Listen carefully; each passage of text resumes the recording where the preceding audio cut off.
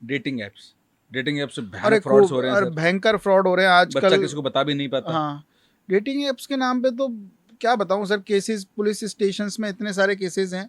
और आजकल तो एक नया एक ये तरीका चल गया है कि कैफे वाले तक सब पूरा ग्रो है इनका।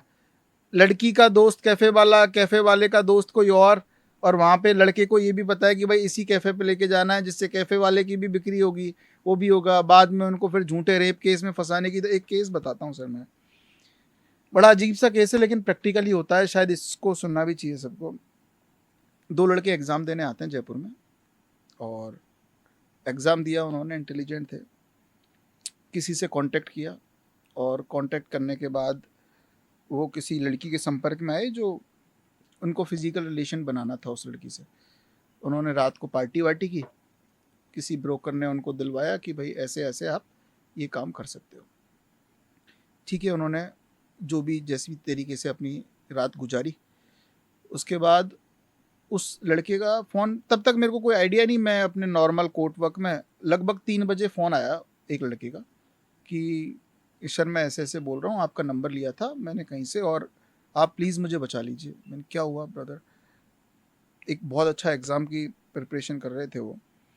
तो मैंने कि यार क्या हो गया? तो उन्होंने कहा कि सब ऐसे ऐसे हम एग्ज़ाम देने आए। और पहले तो उसने शर्मिंदगी से, मैंने कि भाई पूरी बात बता, अब अगर लॉयर से बात कर रहा है तो सारी चीज़ें बताओ। तो उसने कहा कि साहब ऐसे ऐसे हमने एक लड़की के लिए कहा, कोई हमें ब्रोकर मिला, हमने फिजिकल रिलेशन एस्टेब्लिश किया और शराब वगैरह पी, पार्टी वार्टी की, और उसके बाद हम आ गए थे सुबह।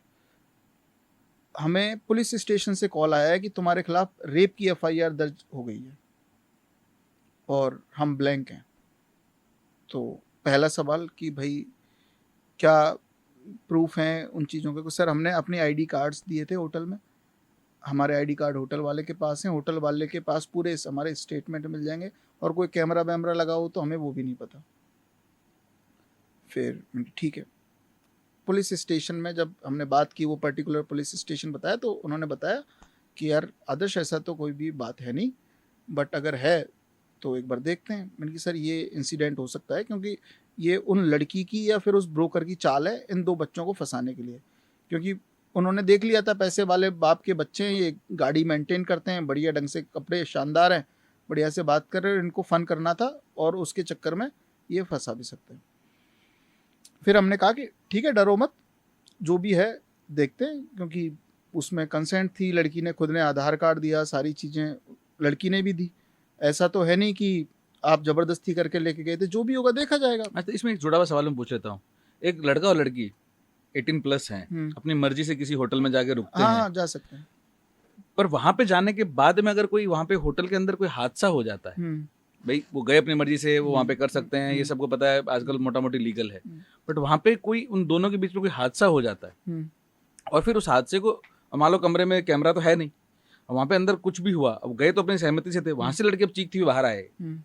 तो सहमति से फिजिकल रिलेशन एस्टेब्लिश करने थोड़ी गए थे, ये कैसे डिफाइन कर पाएंगे हम? हम्म, एक लड़का एक लड़की अगर कोई होटल रूम में जा रहे हैं, ये गारंटी थोड़ी है, ज़रूरी थोड़ी है कि होटल ओनर ये कह देगा नहीं नहीं ये फिजिकल रिलेशन बनाने गए थे। होटल वो ओनर को तो पता ही नहीं। हाँ, बात करने भी जा सकते हैं, हम्म, कोई गेम खेलने जा सकते हैं, हम्म, कोई और भी कोई काम करने जा सकते हैं।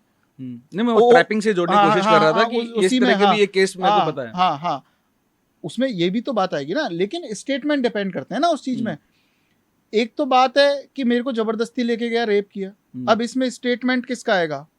उस रिसेप्शनिस्ट का, कि उसके सामने ज़बरदस्ती थी या नहीं थी, क्या उसके उसके सामने जो था वो सहमति दिख रही थी, नहीं दिख रही थी?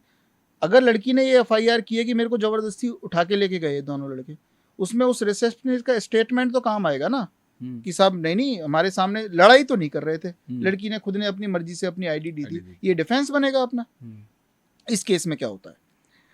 इस केस में जब ठीक है बात बात की, ठीक है, लास्ट में जाके हमें पता लगा वो ब्रोकर करवा रहा था ये काम।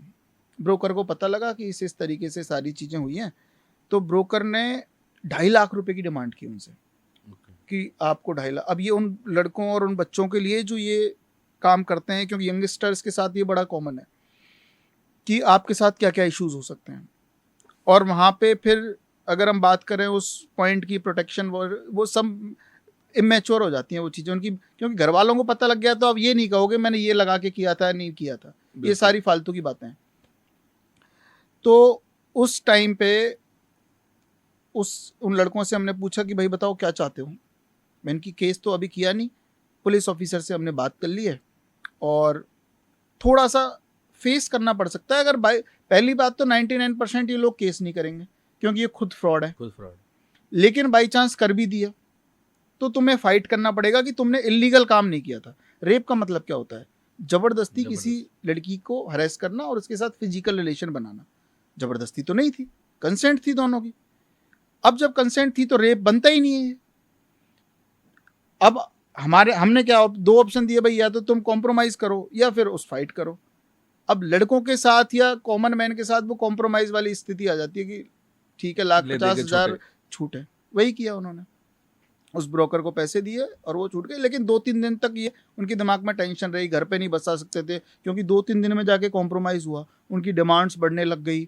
उस लड़की ने क्या किया था, सीक्रेट फ़ोटोज़ ले लिए थे उनके, जो उस पोजीशन में थे वो लोग। सीक्रेट फ़ोटोज़ ले लिए, वो दिखा रहे हैं कि मैं ऐसा बता दूंगी, मैं वैसा बता दूंगी, रोने की एक्टिंग करके फ़ोटोज़ ले लिए। पता नहीं क्या हुआ उनके बीच में, और वो फिर डिलीट करवाए, ये करवाए, सारी चीज़ें, बोल राजीनामा हुआ, सारी चीज़ें।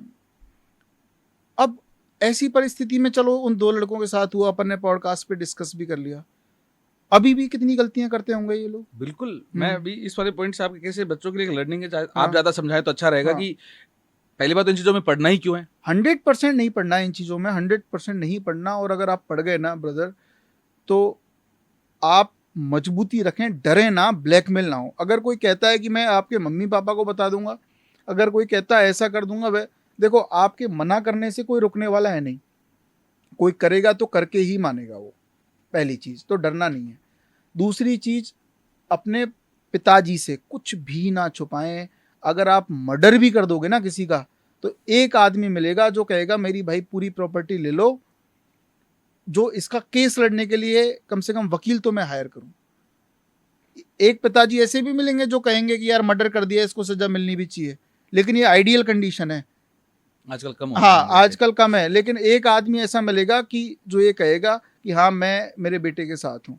तो अपने पेरेंट्स से तो कभी ना छुपाएं, और अपने दोस्तों से भी उन लोगों को बताएं जो आपका फन ना बनाए, क्योंकि इसमें भी बहुत ज़्यादा कैटेगराइजेशन है कि आप किन को बता रहे हो, किन को। कि पहले कहते थे दीवारों के कान होते हैं, आजकल सबके ही कान होते हैं, कि मोबाइल फ़ोन और इस तरीके से। तो जो अपनी प्राइवेट चीज़ें हैं वो बहुत कम लोगों तक शेयर करें, किसी पे ट्रस्ट ना करें। आदमी खुद पे ट्रस्ट नहीं कर पा रहा है, कि खुद का नहीं पता कि हर एक घंटे में मन बदल रहा है आदमी का। कभी गुस्से में कुछ निकल हाँ, जाए, कभी गुस्से में कुछ ज्यादा निकल खुश हो गए जाए, तो किसी ज्यादा, से हाँ, बता दिया, खुद पे नहीं तो अरे दूसरे एक पे बार तो। मैंने हाँ, ऐसा हाँ, कांड किया था फिर भी मैं तो कॉम्प्रोमाइज करके हाँ, बाहर निकल आया, हाँ, तेरा हाँ, भाई तो शेर है। हाँ। तो ऐसी चीज़ों का ध्यान रखें, कभी भी किसी के साथ कोई भी परिस्थिति हो सकती है।